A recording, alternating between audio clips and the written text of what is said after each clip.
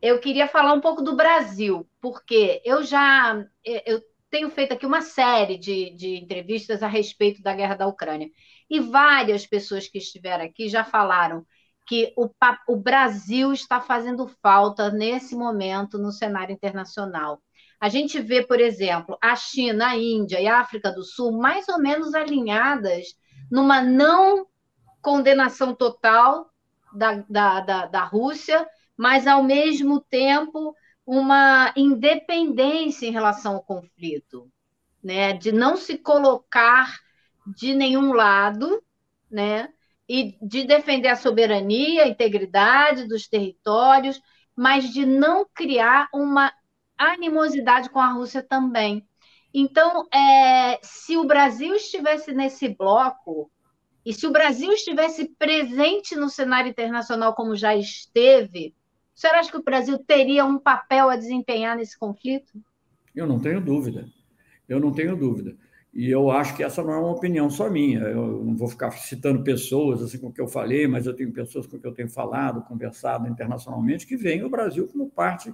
Não vou dizer que o Brasil teria um papel decisivo, não sei, como eu já disse aqui, e repito, o papel decisivo, na minha opinião, é da China. E a China tem que conversar muito também com a Alemanha e França, obviamente, que estão ali diretamente. E, agora, o envolvimento, o alargamento digamos, do número dos países que participariam, isso faria bem, sabe? Arejaria o processo.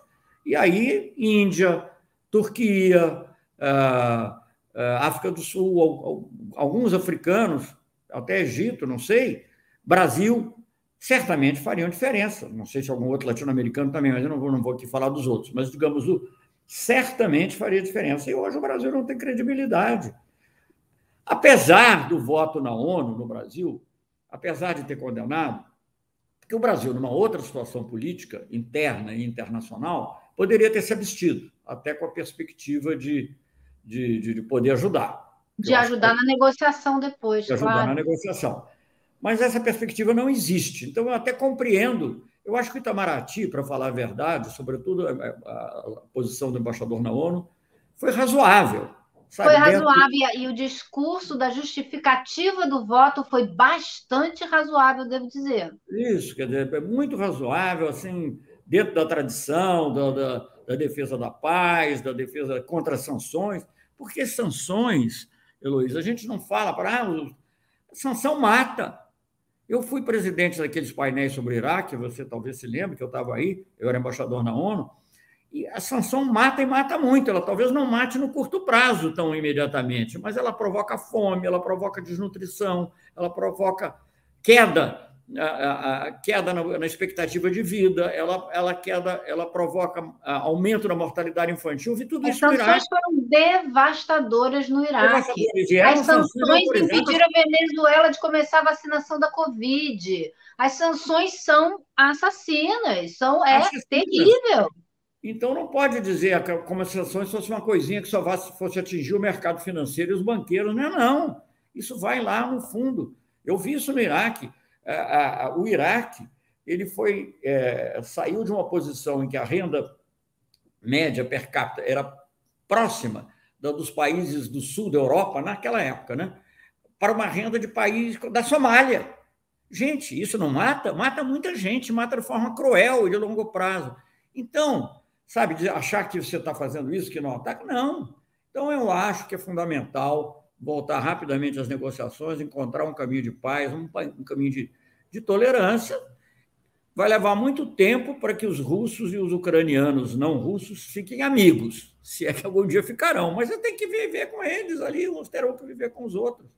Eu acho que o caminho é por aí. O Brasil poderia, mas voltando a isso, o Brasil poderia ter, sim, uma atuação, não isoladamente, mas através da América do Sul também, fazendo uma posição da Unasul, né, buscando uma posição mais coerente.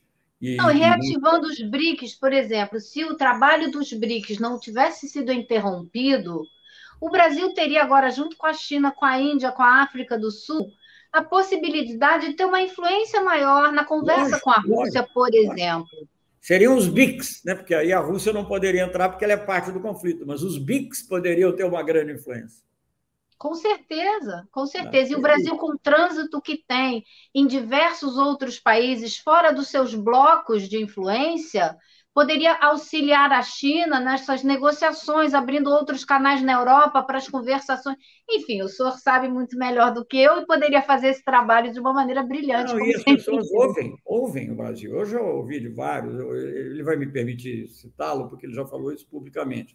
O Dominique de Villepin, que foi primeiro-ministro e ministro exterior da França, com Ele era grande o brilho. ministro da França na época que começou a Guerra do Iraque, não é Sim, isso? era ministro Foi exterior. ele que fez uma grande movimentação para que a guerra não acontecesse. Enorme discurso, um belíssimo discurso na ONU, no Conselho de Isso. Segurança, belíssimo e forte no Conselho de Segurança.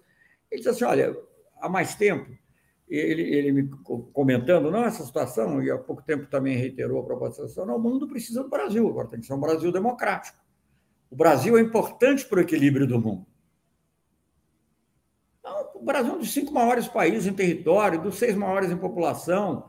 Economia, agora eu não sei como é que está, mas normalmente está sempre entre as 10 maiores economias do mundo. Nós chegou a E ser a tem na sexta. diplomacia um histórico É importante, né, diplomacia embaixador? histórica. Um país que tem